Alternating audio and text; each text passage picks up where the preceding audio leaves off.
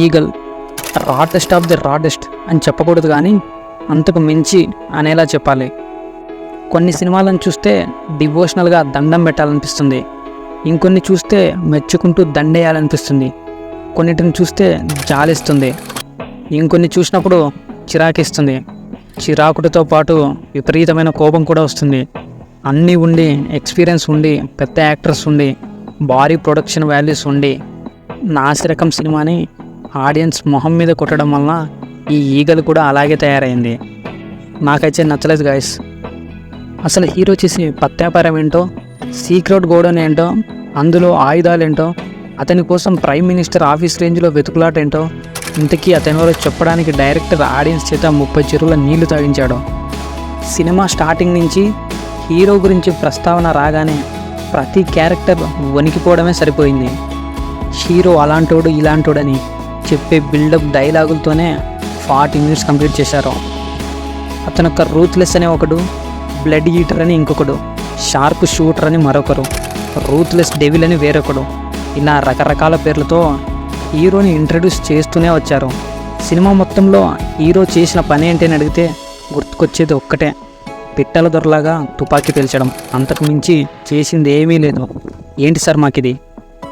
Director ఈ స్టోరీని రవితేజకి చెప్తే ఎలా ఒప్పుకున్నాడో అర్థం కాదు, తెలిస్తే అది నిజంగా అది పెద్ద కేస్ స్టడీ అవుతుంది. అసలు ఈ స్టోరీని సినిమాగా తీయడం కరెక్ట్ అని పీపుల్స్ మీడియా లాంటి బ్యానర్ ఎలా నమ్మిందో కూడా తెలియదు. రవితేజ కెరీర్లో చాలా ఫ్లాప్లు ఉండొచ్చు, కానీ ఇంత వరస్ట్ అయిన సినిమా మరొకటి ఉండదు. సహదేవ్ వర్మ క్యారెక్టర్లో చిరాకు పుట్టించాడు.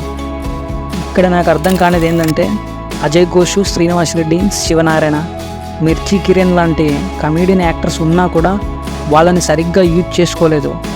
నవదీప్ హీరో పక్కన సైడ్ కిక్లా ఉంటాడు. ఈ స్టోరీకి దిక్కు దిశ లేకపోయినా హీరో కాల్చే కాల్చుడికి నార్త్ ఈస్ట్ అంటూ వాస్తు దిక్కులు చెప్పే క్యారెక్టర్ నవదీప్ది. హీరోయిన్ అనుపమ ఇందులో హీరోయినే కాదు, ఈమెది విషయం తక్కువ హడావిడి ఎక్కువ అనే క్యారెక్టర్ ఇది. మధుబాల క్యారెక్టర్ కూడా అంతే, అయిన దానికి కాని దానికి ఓవర్ యాక్షన్.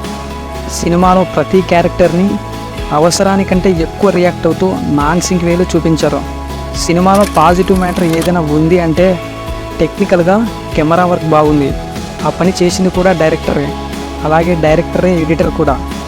డైరెక్టర్ కార్తిక్లోని ఎడిటర్ తనలోని డైరెక్టర్ని కంప్లీట్గా మింగేశాడు. బీజిఎం అస్సలు వర్కౌట్ అవ్వలేదు, సాంగ్స్ కూడా అంతే. మెచ్యూరిటీ లేకపోతే ఈ స్టోరీ అర్థం కాదని ఒక క్యారెక్టర్ ఇంకో క్యారెక్టర్తో అంటుంది, కానీ అది ఆడియన్స్తో అన్నట్టే అంటుంది. ఇక డైలాగ్ రైటింగ్స్ అయితే వెరీ పూర్, పైగా దీనికి యుద్ధకాండ పేరుతో సీక్వెల్ కూడా ఉందంట.